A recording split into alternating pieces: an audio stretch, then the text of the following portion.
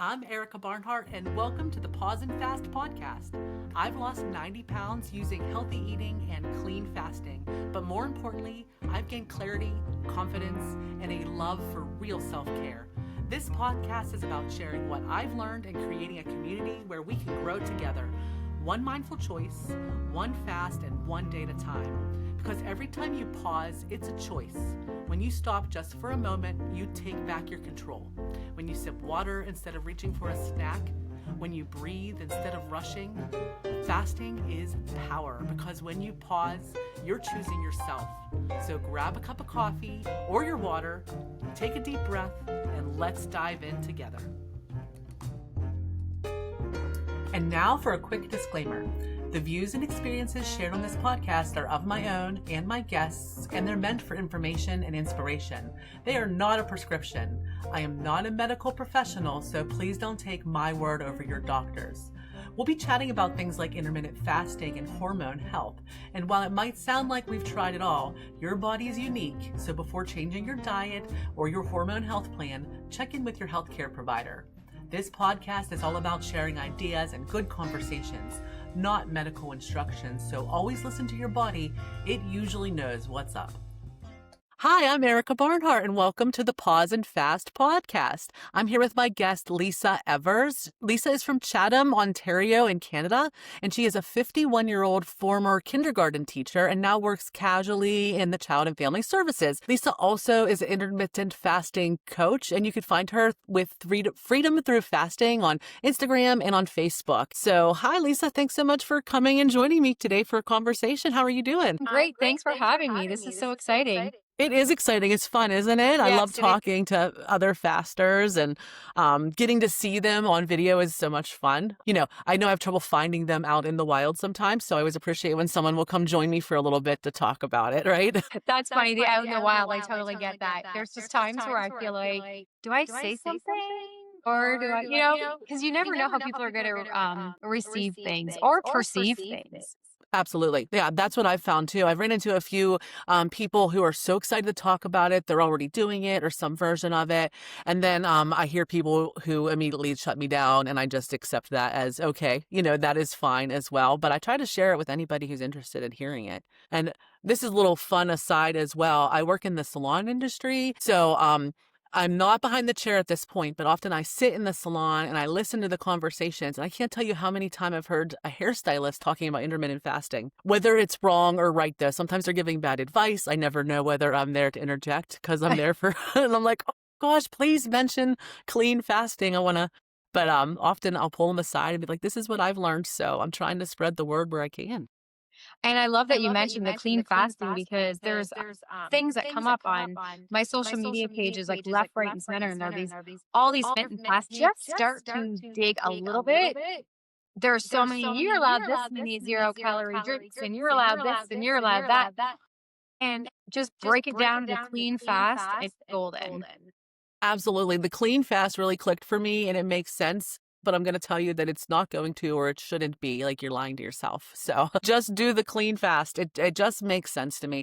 And then it always goes back to the idea, I feel like if someone's trying to get me to take a supplement or do something during my fast, then they're probably trying to sell me something, right? So I always try to think about that a little bit more objectively. Because fasting is free. It shouldn't cost anything. Yeah. And that is actually what brought me on board. I was looking for something free and sustainable, and here we are talking about it on video. So that's pretty fun.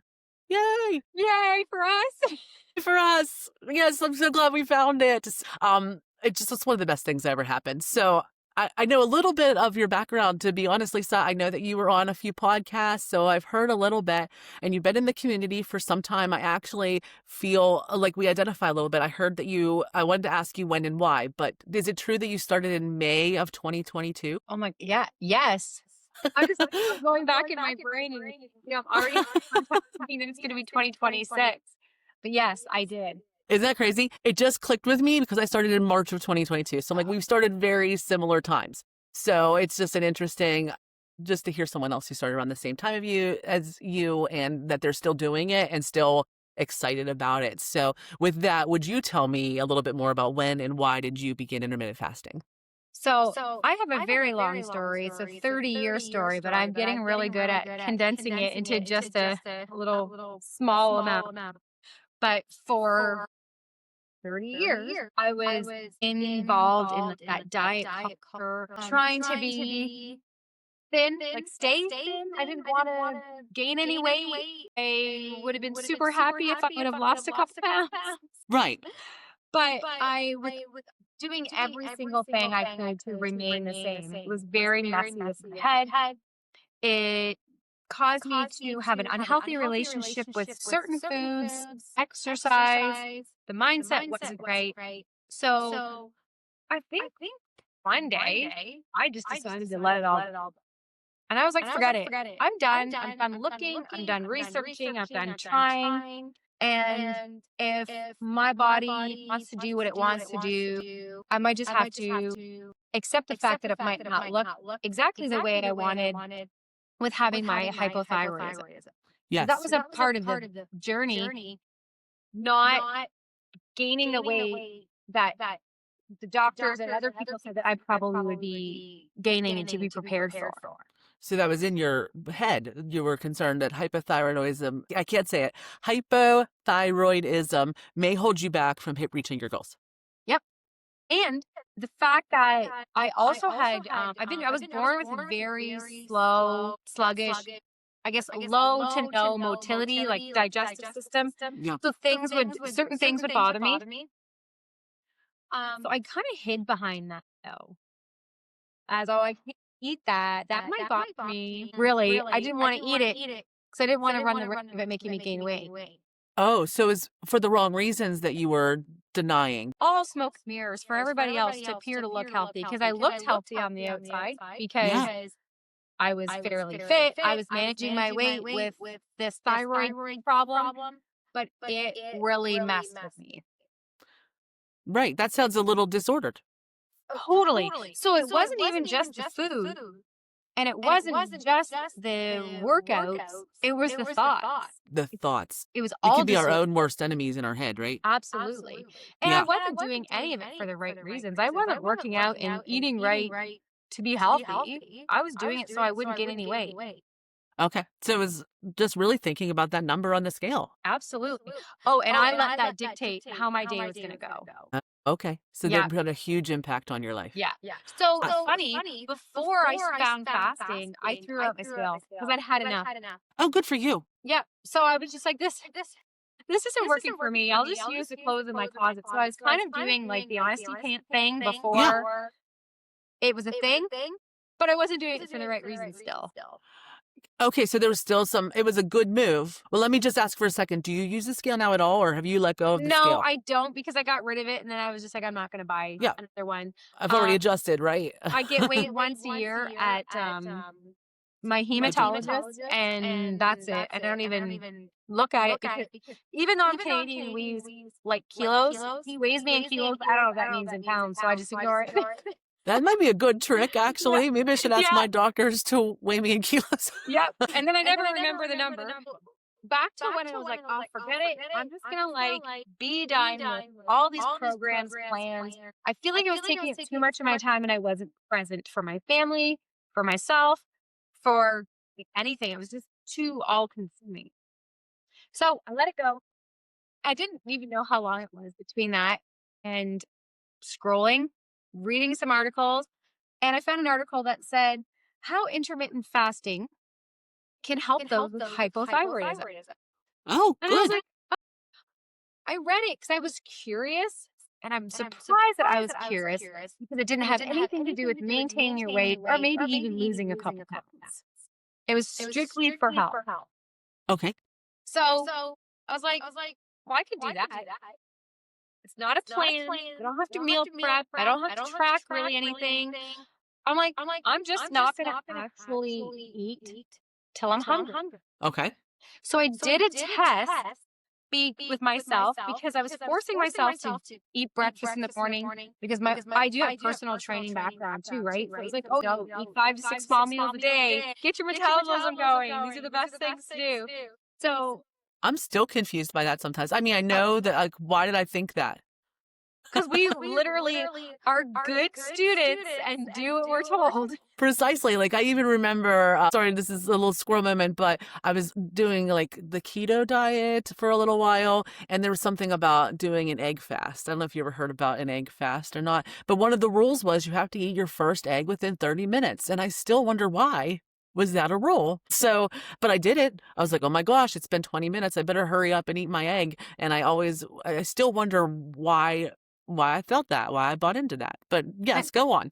I think it's because it's easy to buy into that stuff because we had goals that were mostly unachievable, Right. especially for us recovering perfectionists, right? Like, Right. so the test I did with myself was, this is when I was teaching kindergarten. I'm like, oh, I'm not going to be able to not eat. I'm going to feel like I'm going to pass out, blah, blah, blah, all that. We've all told ourselves the same thing. Right. So I think it was Monday, Tuesday, Wednesday of 1 week. I had my favorite shake in the car. I had it on the way to work. That was my routine. And I was reasonably hungry by the time I was able to eat at 11:15. Yeah. Monday, Tuesday, Wednesday. So Thursday, Fridays, I only wanted to give myself a couple days at work feeling funny if I was going to feel funny. Yeah. So Thursday, Friday, I didn't have that shake. It was still the same amount of hungry without it as it was with it. And I was fine. I didn't pass out. Yeah, you didn't pass out. You didn't faint. I did something similar my first time. I was actually at work, and I was like, well, I'll probably be nicer to people at work than I may be to my family. So I tried it, and I made it till noon, and it was hard. But I knew in the back of my mind, I had said, I was like, I'm not going to pass out. Or if I feel like I'm going to pass out, like there's food everywhere, I could have some food. It's that easy. So, and then it became easier, even easier, right? And I felt safe doing that because I packed a lunch anyway. Right. Then when I started fasting, I had a couple days a week where I'm like, I'm not even packing a lunch, and I'm going to do a longer fast. Because you start getting comfortable and feeling better. And the first day I did that, Brave. though, I was a little wigged out because I didn't even pack a lunch. I'm like, I have no choice. Yeah, like, who am I? Yeah. And the reason why I thought I for sure had no choice was because where I worked in a small town, all there were fast food, like little restaurants. So I was like, I'm not going to do that anyway. Right. I was fine. Totally. And you're fine. And probably really proud of yourself too. It was almost like I made a promise to myself and I kept it and I made it. It didn't hurt. That was, for me, it was a feeling of accomplishment. Like I had achieved something, a goal. So it helped increase my confidence as well in myself. Total confidence booster. And what also boosted my confidence was that I had more time to think about other things that were important to me. Be my family, my like the kids in my class, whatever it was, because I wasn't constantly thinking about that next meal or the next grocery shop or the next workout. Absolutely. It was more. I feel that so much. Yeah, that I really identify with that. So I think that something changes when you start fasting, like you said, where you don't think about some of the same stuff. Or I used so much of my time was consumed by thinking about food, talking about food, that I was missing out on some things. So it also really helped me mentally as well. Even my family started thanking me. Like they said I was almost a food pusher. Like we weren't thinking about the next meal. I was getting irritated because like we have to start deciding, right? And now that's all gone. We're able to have normal conversations that don't involve the next meal. Absolutely. And the flexibility of it is great too, with us just getting through like Christmas Day yesterday and Christmas Eve and all the treats and all the things. Like it's just pure freedom with the flexibility.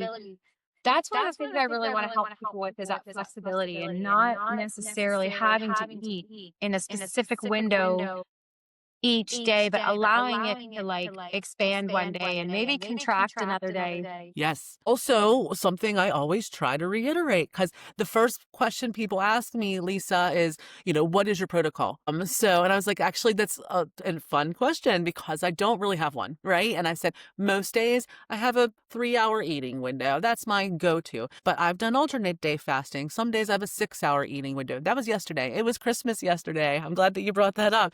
I had so much great food. I was stuffed. Even last night in bed, I was like, what have I done? But today I'll probably have a 1 or 2 hour eating window, to be honest, just because I know that we're just going to have dinner with my husband and my daughter. So nothing special today. And you could do that. And it is, and especially if you are in that mindset. So, for example, last night you had that moment of like, oh my gosh, what did I do? As long as you're not having a longer fast today to punish yourself, Precisely. and you're having that longer fast to like maybe give your stomach a break from what you maybe ate yesterday. Maybe there was extra sugar that you're not normally eating, maybe extra fizzy drinks or things like that, that you just need to give your body a break. As long as it's not out of punishment, Absolutely. it's it's the thing in our brains, right? That's actually a really good point, because at first I did think that a little bit, like, oh, I'll do this and I'll balance it with this. But no, I actually, the day after, like a holiday or something, I really try hard not to have a short window. I give myself a lot of permission, because I did have more sugar than usual yesterday. I know today's fast will be a little hard. So I'm not going to have a really down day either. I'm just going to have a nice, healthy, nourishing meal. I'm going to eat less sugar, so the fast is easier as the week goes on. But the day after a holiday like that is almost would be like torture, or mean to myself. Not torture, I could get through it, but, mean. But it is harder Yeah. because of us having to burn through all the sugar. For some people, if there was alcohol, it takes longer. The fast is harder. The workout is harder. Like, let's say if you were working out the next day after having a higher amount of sugar, it's just harder. That's all.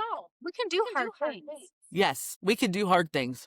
But it's not that hard compared to all the other stuff I went through for 30 years. That was No. torture.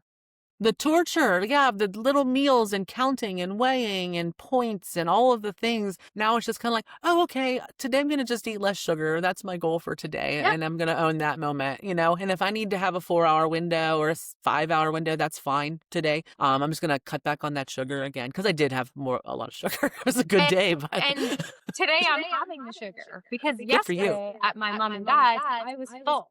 So I brought my dessert that I did really want home. So I'm having it. It just didn't happen yesterday. You're still having it. I'm still having it because Absolutely. I chose to bring it home because I actually want it. I have done that before as well. It's all about also learning your body's there's your hunger signals, and your satiety signals. Sorry, I was thinking of the words. That is something else I've learned as well. I almost have felt like I had to fit it all in. Even when I first started fasting, I'm like, oh, my window is closing and I still want this, cookie. And really, the delay has become something I've embraced even more as I've become fasting a long time. Or even things like throwing away food if I don't really want it. It used to be really hard for me, when growing up in a family where every, leftovers really mattered, and they still do. We still utilize our leftovers, but sometimes it's okay to throw some things away too. Absolutely. Yeah. The thing too that I get met with sometimes, what I was telling you about how I found fasting and I did the test with breakfast, I have forced myself to eat breakfast for 25 years, maybe 30 years, because, it's a thing to do, meal, best meal a day, blah, blah, blah, all the stuff. All the things. I started with that breakfast because that was something I was forcing. So therefore, not listening to my satiety signals and my hunger cues. I was doing it opposite way. I was forcing myself to eat because I thought I was supposed to versus making myself soft. When you feel the sigh, I Yes. knew those feelings already. That a lot of times I get met with some people. They're like, "Well, I love breakfast. That is my jam." I said, you can still do that. Fasting is for everybody. Just the majority of people find it easier to delay the food and eat later in the day. It's just Right. the way that it is. It doesn't mean that if you're not like the majority of people that you can't do this. You have an early eating window. Maybe you don't like eating at night. That's totally fine. You can That's still be totally an fine. intermittent faster. Or make breakfast foods in your eating window. That's what I do a lot too. We love breakfast foods. And that's what I was going to ask you. For me personally, I have a lot of flex. I could do whatever. I like to be done eating a little early though, personally. My favorite window, I would say, is something like 2 to 5 or 6 at the latest. But I often we'll make breakfast, and it's a lot of fun. But what does your current fasting and eating schedule look like? What's a typical week for you, Lisa? So because I'm also super flexible, it could be anywhere, but I do have a favorite, and I don't always like I don't always make it happen just because I do still have a child living at home and we do like to eat our dinners together. Yes. I love to be done eating by 5:30, 6 o'clock, as like you. It's my favorite. Yeah. If I know my son is going to be away doing something different, I would just love to have a great big lunch and be done. Like I've done that before too. yeah, so I love eating midday. So, but last night we happened to eat later because that's the way things worked out with things in the oven, and it was totally fine. But I am like a midday eater. So I don't like eating in the morning. It doesn't make me feel good. So I'm listening to my body and I'm not Anymore. doing that. No, even my daughter, for example, there's a restaurant near us. Shout out to Kelly's Diner. It's a great little diner, cheap breakfast, so good. And she's like, when are we going to Kelly's? I keep saying, someday I'll plan on going to Kelly's with you. But I'm like, I just don't want to eat breakfast at Kelly's. Although it's delicious and it's probably window worthy. And I'll probably make the exception someday because she's been asking for a while. But for me, it's just so easy for me not to eat breakfast. I don't even want to. Yeah. I can't even consider anything before 11:30 or 12 o'clock. Like Yeah, noon. I'm about noon. I'm like, Erika doesn't eat until noon. That's what I say in my head. Even if I do feel a twinge of hunger, I'm like, I don't eat in the morning. And then I always make it till at least noon. So that's pretty Yeah. easy now. Yeah. And then if I have a day where because I don't teach kindergarten anymore, I moved into a different position with our municipality and casual. So I never know when I'm going to be working. That's fun. It is kind of fun. If I get scheduled for a full day, I'm just like, that's my longer fast. Yep, I'm the not same. bringing a lunch with me. I'm done with that. I do not bring lunches anymore. I have a flexible position. I work at home sometimes and I'm on the road sometimes, which makes fasting unique. And I think that holds some people back. Like I travel. And actually, I'll tell you that my travel days are the easiest because I'm busy. I'm driving around. I'm visiting people. And all of a sudden, it could be 5 o'clock. And I'm like, I haven't even thought about food today. Some of the harder days, to be honest, are when I am at home. And I know that, I love sweet peppers, with hummus. It's my favorite. And I can just hear them calling to me. It's starting around 2 o'clock or so. I'm like, I hear you guys. Just hold on, but I think about them more, right? Yeah. Yeah. Which that brings me to the food choices. Have you changed some of your food choices or what you do for nourishment since you started intermittent fasting? Yeah. So what I needed to do was I needed to chill out. Okay. I needed to, for my mind, let some other things back in. Yes. So I was so rigid and so pre-planned and don't go off that and this is what I'm going to eat and this is how much I'm going to eat. I had to like step back and relax. Yeah. So, for example, you were eating healthy foods, but you were very strict. Healthy. Yeah. So healthy that it was like obsessive. Almost too healthy. So now it's like, okay, so if my son wants to order pizza on his birthday, I'm going to have it. Good. Before I would have the salad that came with it and I'd make eggs. See, isn't that sad to miss out on things like that? Yeah, that's another thing I didn't want to miss out on, right? And just facts, we actually have pizza about once a week. My husband's favorite food is pizza, but I do add a nice salad. Yes, and I have like maybe I actually a slice love or two. It's one of my favorites too. Yeah. And people could be like, oh, it's just pizza. You know what it tastes like. That wasn't the point. The point was I wasn't even allowing myself to like relax, to chill out. Enjoy the things that you love, even if they're not the healthiest choices. There's something about also nourishing your soul, right? Yeah. Yeah. And I'm a big sweets girl. I'm a big dessert fan. And I find now that since I'm more balanced and not so rigid that I can have it without binging. That's great. Is that something new for you? Did that start with intermittent fasting or is that something you've been working on? So this is newer. So this is the past 3 years I've been able to do this without thinking, without all those obsessive thoughts. Because before intermittent fasting, I was eating so well every day, all day, that if there was chocolate-covered almonds in the cupboard, I'd like almost hide and eat them.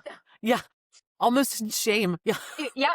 That's actually one of my challenges, any sweet nuts. And my husband loves them too. So he'll come like, oh, I got you coconut almonds and I got you, but they're always sweet. And I do love them. But then I catch myself like overindulging sometimes. Yeah. So I'm in a delay of peanut butter right now. Good for you. Because peanut butter and I are like besties. Oh my gosh. I love nuts and seeds and all that. It's so ridiculous how much I love peanut butter. It's a family joke. I get it. It's same. Like, my husband's like, do you realize when I open that? And because I'm in there like with the spoon. I'm like, what? He's like, you eat all you want. He goes, but we did just open that. And I'm like, oh my gosh. And the all natural stuff is super expensive. So I'm like, oh boy. I said, Love it. I feel like it's time for me to delay this a little bit. I feel like the relationship was getting almost a little bingy. So it's stuff that I still am working. Absolutely. Yeah. And that's important to remember too. We're all a work in progress. Nobody's perfect. And I really identify with that. In fact, right before the holidays, I was traveling for work and I said the same thing. I was overindulging on nuts and peanut butter. So I traveled for a few days for work and I didn't buy any nuts or peanut butter. And I actually did end up losing a pound or two, and I'm like, okay, there is something to this. And then the holidays came and I've been indulging on nuts and peanut butter again. Yeah, but sick. this is one of my things, but it's also delay, don't deny. So that's one thing too that I love, that I really help me wrap my head around it. Like, this isn't forever, like just what's happening now, or I need to get more control over this. And it helps me to recognize those things. Before I was just eating mindlessly all day, but now I really understand the things that are triggers for me or I overindulge on easily. Yeah, so I have the triggers too, like nuts, peanut butter, and like sweet treats. And what I do love is that my husband pointed it out to me because I had actually asked him to. Oh, okay. I Good. said, if you notice me like in the fridge, like opening and closing that fridge, in that peanut butter jar all the time, I said, I'm at the point right now where I'm feeling like I need to delay it. If you notice it, like if you see something, say something because I've asked you. Because normally That's we good. So you wouldn't. gave permission. Yeah, because normally we wouldn't talk about those things or worry about what each other is putting in our mouths. But instead of him being quiet and making me guess or whatever, he's like, well, honey, you asked me. Yeah, I did. Thank you. Yep. Thank you. Is that really the snack that you want? Actually, maybe I should ask my husband to do the same just to change my mindset. Because you know what? I really probably would like my peppers and hummus just as much in that moment if I'm truly hungry. Yep. Yeah. And I do really like And it's those. funny because people are like thinking sometimes it's actually nuts that I am so into nuts, but there's something that triggers in my brain for me, and I don't have a satiety signal with nuts. I don't have one. I'm so glad we talked about this. I live in Pennsylvania, and a couple years ago, my family took me to the Peanut Butter Festival. It's where the Snyder's peanut butter plant is, and they had a whole festival, and I wanted to eat everything with peanut butter. I get it. It's a thing. It's a real thing. So I don't get triggered by things like potato chips and Nope. things like that. The salty items I could pass up any day. The nuts and the sweets are my thing. So there must be something similar in our bodies that really love that. Is there anything better than a chocolate-covered almond or a chocolate-covered peanut? I don't know. It's so good. My favorites. Oh, I love nuts. Anyway, that's nuts. So I was also going to ask about hormones just a little bit. One thing I've been really thinking about a lot, I'll share with you, I am 45 and I think I'm just entering the perimenopause phase. I haven't seen a whole lot of symptoms yet, but I've been going down the rabbit hole a lot.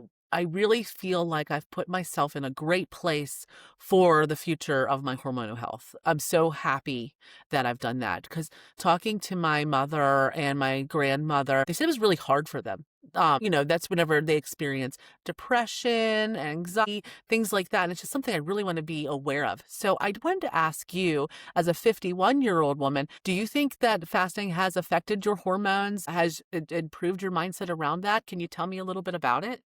Okay, so I love this. So I'm just kind of tapping into that journey as well because I've had the past 3 years of fasting, 3 years and a bit, I should say, feeling so good. Yeah. So what happened was before I started fasting, I was scheduled to have an ablation. Okay. Okay. Here in Canada, I had to wait a long time for that appointment. Yes, I've heard that.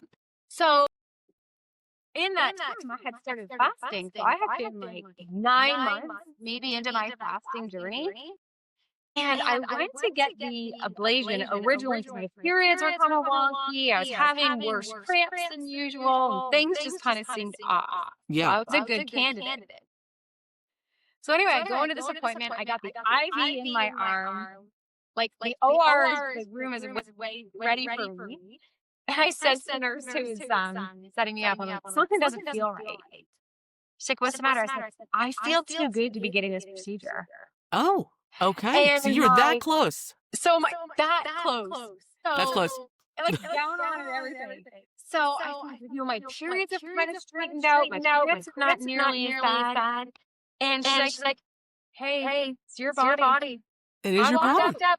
You walked out. That's good to know that you can. I mean, you had committed for so long, right up to the diving board, But you know what? I'm proud of you because it is your body and you have to trust your feelings. So how do you feel about that now? Do you feel like you made the right decision? I feel really great about it now because now I have a period to help me track what's going on with my body. Because I had that vision, I might have lost that and not really knowing where I was in that journey. Yes. So what I did do was because I've been doing some research about how the drop in estrogen and progesterone and all those things can affect muscle mass and bone and all that. I thought I would contact a private healthcare provider in Canada, which I'm glad I did. It's called Modern Menopause. Modern Menopause. Modern Menopause. You do it online. Now it's a paid for service. Okay. It's not included in our universal healthcare. But I was talking with her about maybe let's getting on something to help with prevention. With bone loss, muscle mass, all that stuff. Yeah. So we did, and my periods are still a little bit wonky. Because go figure, I'm 51, so that's gonna help. So she started me on progesterone first. Okay. Just to help me with sleep and with the cycles. Well, my body did that. Okay. Nope, you did not need progesterone. Was so miserable. My husband, who is this lady? Because that's not how I was like usually happy and quirky and right. energetic, and I was grout. You were so miserable and so miserable, slipping into some depression too. Oh yeah, we don't want that. No. So I went and had my appointment with her, and she helped me ease off of it. And she said, when I'm ready for the prevention again, and maybe to help with my periods, that the next time I do estrogen with the progesterone. Okay. But I'm feeling so good right now that I'm not doing it. So you're not doing it all. So when you do it again, though, you're going to introduce estrogen and progesterone. Because for me, the progesterone alone wasn't working. Yes. So the next step is the two of them, because I can't just take estrogen. Because I still have the uterus. Yes. And the way this health provider does it only introduce one thing at a time. Okay. Just because they want to keep in order like how your body's going to handle it. That makes sense. Yeah. So it's like, okay, we know that your body doesn't love progesterone alone. Right. And you knew that, in the back of your mind. So she's like, the next step, I have it all here. I know how to start it. I know what to do. It's a patch, and the progesterone will be a pill. Okay. Mm-hmm. Interesting. So that's something that, that's something I'm going to talk about in the future someday too, whenever I need it. So it's just good to know, though, for everybody listening, that there may be some experimentation that needs to go on with what your body needs. There's just no one rule. That's exactly it. It's experimentation. So my main sign will be my sleep. That's when sleep is important. To start again. So, but right now I'm pretty okay. That's awesome. But I'm totally not opposed to it. Clearly, I'm not opposed to playing around with it to find what best suits my body. That's where I'm at too. I know that whenever I first started fasting, and you're so excited, you want to learn everything all at once. I did find a few influencers who said that maybe I had to change the way I was fasting because of my hormones, or because I'm a female. That scared me a little bit at first, right? So, but now I've realized that I can listen to my body and really figure out what's going on, and this has given me the power to do that. It was one more thing to worry about to get me down that obsessive path that I had to fast a certain way around my period. Yeah, I really had a little obsession or something. Yeah. It was weird. If I just listen to my body, I would have done exactly what it needed to do. So Imagine that. maybe I imagine that. So maybe closer to my period, I'm not going to have that one longer day if I got called into work. Maybe if it was closer to a period of maybe think about making a plan. I haven't had to, but it's the ability to choose is there, Absolutely. and listen to your body. I don't want to fast a certain way because some lady told me to, because my system's not the same as hers. Anyway. Right. And I started fasting because I wanted it to be easy. And all of a sudden there's all these lists and these rules. And I guess what really got me with some of those other ones is like they said to not fast during certain times. And I guess the message I try to get out to people is because they ask me, even for Christmas, like, do you stop fasting for the holidays? Like the answer is no. Like you said, flexibility in my window is what I own. I never stop fasting, even if I only have a 12-hour fast, which never happens. But if it did, a you're 12-hour still an fast is intermittent faster, still a no matter fast. what. Absolutely. There's never a time to quit or just because I'm a female. So I love that. And most of my friends have agreed. Yes. And I've had a couple clients that go, oh, my fasting is a bit harder when I'm having my period. I'm like, if you're 18 hours in and you'd love to go 19 or 20, eat at 18. Your body's trying to tell you something. That's exactly what I do. I have it's called the Clue app. So I downloaded that. It's free. I know when it's coming. And we've said, inevitably, I'll just look at it like, I'm really hungry today. I'm like, I know why, because it's coming tomorrow or something like that. I'm like, I'm just going to be kind to my body today, maybe have 2 meals if necessary, and just move on. It just is what it is. And I also offer that advice in the work.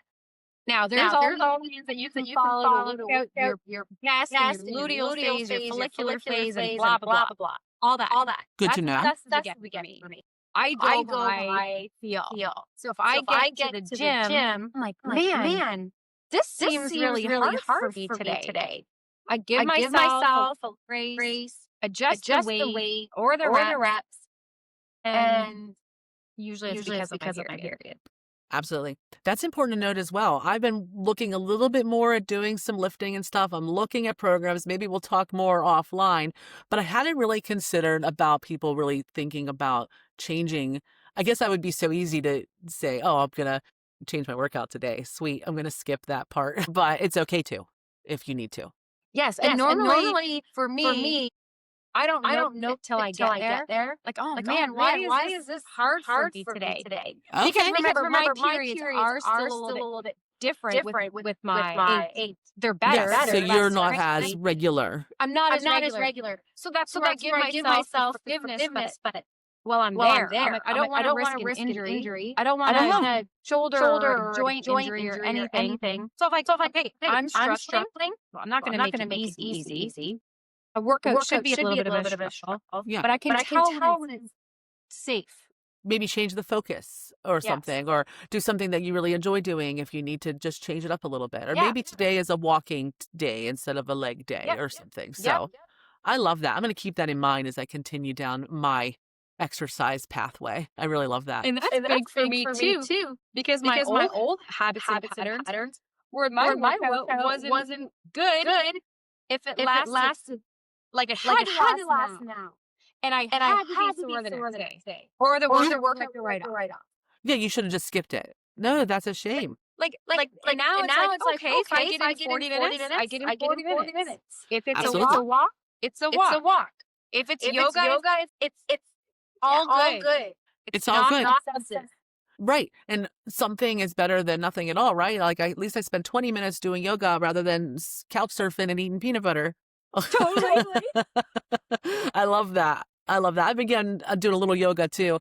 I've shared a few times I had a foot surgery. It's been a year now. So I'm pretty well healed up. But once in a while, if I just do too much, I flare it up. So I just do more gentle movements right now. I've been working on yoga. I've been doing some more lifting. I do walk, but not like I was hiking more and doing more power walking. I'd like to do that again, but I just listen to my body. It's okay. And fasting is always there. And it's helped me to maintain even whenever I've been able to exercise less. And it's helped me maintain even as I go through my perimenopause journey and my menopause journey. Like you said, I feel like I got a little something in my back pocket. Yes, to I've got a help. trick, and I just want to Yes. pass it out to other people. I And be like, know. here's a little hint, girl, boy, whoever, here's a tip. Yeah, yeah, it just seems like I have a secret, Yeah. And I don't know about you, but right before I found intermittent fasting, I was going down, seriously, I was looking at all of my friends that I seen had lost weight to see if they gave me a hint on how or what they were doing, but people just weren't sharing, so as openly. I'm like, somebody needs to. So I really want to just say, I would never force anybody. It's not for everybody, I'm sure, but I want everybody to at least think about it, right? As a real thing. It's the first thing that I've ever stuck to and literally loved. So I just want to spread that joy. I feel you, especially with joy, because I have 30 years of experience all those other things, and nothing stuck Nothing stuck. for 3.5 years. I might have gotten 6 months. Yeah, that sounds about right. Yep. In the past, I would, and I've never actually, I jokingly say I'm back down to my 3rd grade weight. I've always been a larger person, right? But I've never been at this weight since high school. And even then, I went on a diet and hit this weight, in the 170s is where I've been lingering, upper 160s, low 170s. But I haven't experienced that in my life and really kept it. Like I said, I dieted there. And then as an adult, I would be able to diet to maybe 200, but then I would stop and it would all come back. So this is the first time I've gotten past that and then stayed there and not been concerned about how I'm going to. It's a whole new mindset. It's amazing. It is. It is amazing. So what tools and resources do you recommend whenever you're talking to other fasters or people who are interested in fasting? My favorites are maybe obvious, but Jen Stevens' information. And the reason why I want to share her information as an intermittent fasting coach is because she has ways, depending on what book you get, to share with you in a way that your brain is going to understand. Because I'm essentially a teacher. Even though I'm not doing it with children right now. That's your personality, though. Yes. I'm still teaching. Yes. So if you are like science-based and you love stuff, my mom's a retired nurse, I'm going to set her to fast, repeat. Yes. Somebody like me who's not as sciencey, but I can still understand. I still understand it, but I don't want to dive into it. It's more like delay, don't deny. There's different books for different styles of learning. I agree. Delay, Don't Deny is a much shorter book that just explains intermittent fasting at a high level that connects with a lot of people. But actually, my first Jen Stevens book was Fast, Feast, Repeat. I know we talked about this, but my mother, also a retired nurse, I recommended her that as well because I knew that she would appreciate the science behind it. But both of them have validity. And then I actually just got the 28-day fast start. I've actually never gone through the program of that particularly, but I wanted to see it and get my eyes on it. And it really is great for that kind of learner as well. Someone who likes journaling, who likes writing in, check marking the boxes. If you want to get out your pen and your highlighter, I think that is a great book as well. Just a tool that wasn't available when I first started, but something really, really great. I ended up getting that one too. And Fast Feast Eat is my first read. And I loved it so much that I thought my mom would love it even more. There you go. With nursing background. But I do love the 28-day faster as well. Just sometimes to bring you back if you feel like you're going some old patterns and habits. Right. There's a lot of knowledge in there. And even Jen, we could talk about her forever because I just love Jen Stevens. I just felt really connected to her message and her, her fasting recommendations. But just nuggets in there all the time. She'll even say, go back to this chapter and read this part. I'm like, it is there. It's all there whenever I need it. Almost like my trusty guide in case I ever need it. And my journey was 30 years of living that other way. Of course, stuff's gonna come up. Maybe nag at me and try to bring me down that old path. I have some healing to do. Absolutely. But I'm finding it so much easier now that I have that awareness. Yes. I do also like some of Dr. Jason Fung's things. And I was what's the word I'm looking for? I was intrigued by his stuff because he's all fellow Canadian. I was like, oh, this is kind of neat. So yes, you felt connected to him. He's a neighbor. So I read some things, but I was like, oh, you gotta get tell the fast lane. Yes, I also read Jason Fung, but he does say once in a while something about if you need something to get through it, like bone broth or something. And I'm like, just keep going. They don't need anything. Just stop it. Or just break your fast and your fast. Yeah, if you are that hungry, then maybe yes, you should have some bone broth and then add some vegetables and move on with your day. And if you think about some of the patients that he's working with, a 12-hour fast is probably going to be a big struggle for them because they have like way more healing to do on the inside and out than I did. So if I'm working with clients that might need some more, I'm like, it's okay. Start at 12, then move to 14, then move to 15. Yeah. Yes. So your clients with Freedom Through Fasting too. That's another way that you help to share your resources and your knowledge, and that's wonderful. I love that. And you recommend them too. You like having a little bit of a one-on-one connection with a person that actually seems real. Because you've seen it online. Can I tell? Is that AI? Is that a real person? Trying to stay as real and authentic as you can, right? Right. And that's why I wanted to do this as well. Just something real and authentic, just people talking about what's been working for them. And just, yes, I love that. That's one of my favorite things because there is so much AI information out there and everybody wants you to click on their thing or buy their product. But I just want to spread real knowledge in a wholesome, great way, right? Yeah, I love that. I love that. Those are all great tools. I agree with you 100%. And those are where I lead my friends to as well. I have this like pre-made email that if someone asks me, I'm like, just tweak it. But those are exactly what's listed in my recommendations as well. I also, not to take it, but I also often recommend Graham Curry's podcast as well because I really enjoy that one. Yeah. So I do recommend the podcast as well because sometimes people need that motivation of hearing people who are new. Yes. They might be new. Or people who are not new, but going through a different part of their journey. That they just might need that like little boost. You can do this still. Yes. Or even people like you, Lisa, who didn't have a lot of weight to lose. You started for other reasons than weight loss, but you stay for the health benefits. I think those messages are so important as well. And as I shared earlier, I travel a lot for work, so I drive a lot. That's what made me really start getting into this. And I think almost every podcast, it's almost silly how I'm like, I think they were talking to me. Like, even if we don't have the same goals. Right. Even if we don't have the same goals, they will say something. I'm like, oh my gosh, this is just something I really needed to hear this week. Or that just happened to me too. I'm so glad that it validated that experience for me. Every person I've ever listened to, there's one thing I've taken away from their real experience. Yeah. And so for me, I had a mental weight loss. Oh, yes. I love that. Mine was mental weight loss, mindset. So this is what makes me feel good about working with people with all different goals. So yes, I didn't have to lose any weight technically. Oh, I did. But I could help somebody who is physical weight that they want to lose because our mindsets are very similar. And I can help people with that. We all have some things to shed, right? Mm-hmm. And myself as well. I can really relate to that. The mental difference is just so clear and just feel, just like I said, more able to let things go, able to even approach people more confidently. There's just so many things that surprised me beyond weight loss.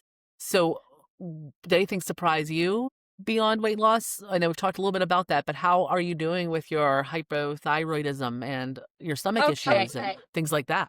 So at first, when I first started having good results in my labs with my thyroid, my goal was to all or nothing, get off that med. I'm okay now with not getting off. Okay. I'm on a lower dose, which is good. I had to adapt my goal for my body wanted to do. So if the doctor says, hey, these blood work showing that you still need to be on this low dose, I'm good with that. Because I feel so good. Yes. And even having it lowered and not raised is uncommon today, right?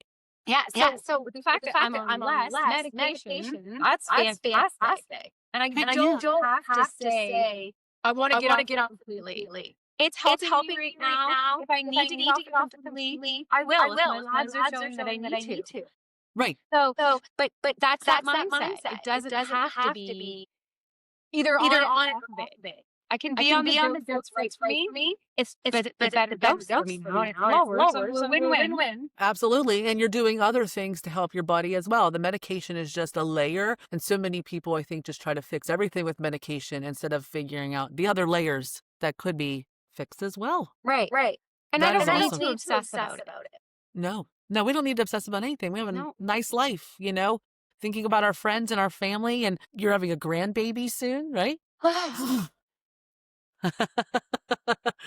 That's one of my whys as well. I want to be a healthy grandma. I'm already making big plans for these grandbabies. I got to teach them how to hike and travel, and I got stuff to do, man. I can't be laying around. I'm so excited. And I'm so thankful that I'm able to be semi-retired because my daughter owns her own business. So when wonderful. she has her baby, she won't be able to take a lot of time off because she doesn't work. She doesn't have her clients. Yeah, someone's got to take care of it. I'm here. I love that. I want to. Yes. What a gift, right? For you and your daughter, you'll be able to get to know your grandchild really well and be able to spend time with them and keep up, Yeah. and see a healthiest version of you, which I'm also really excited about. Right? Absolutely. I love that. The grandbabies are the best. I know I have 2 right now and I'm a young grandma, but I love it so much. It's the best part. Well, my daughter got her travel system in. She got like this top of the mind stroller, like nothing that I had when I was younger. Oh yeah. And I'm like, did you buy that for you in your house? Or is that mostly for me? 'Cause I'm the walker and the hiker. And like, well, Mom, I did have you in mind when we bought it. That's funny. That's funny. Good, right? Because you're going to be doing those things. Yeah, as you and should it'll be. get used.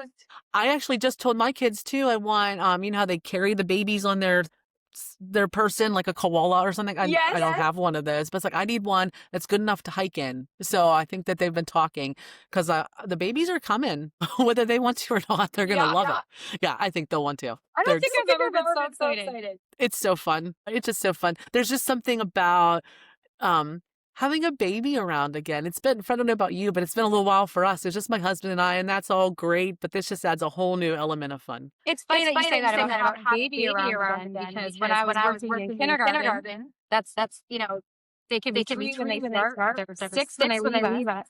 So now that I'm working with this different program, my main age group is 0 to 6. So I get more babies. So I'm getting warmed up. Yo, you're getting warmed up. You're getting all the practice in. Yeah. Yeah, good for you, Lisa. I'm excited to see that. I'll be following on your Facebook and Instagram to see if you post some pictures of that baby. I'm excited. Oh, I will. Yeah, absolutely.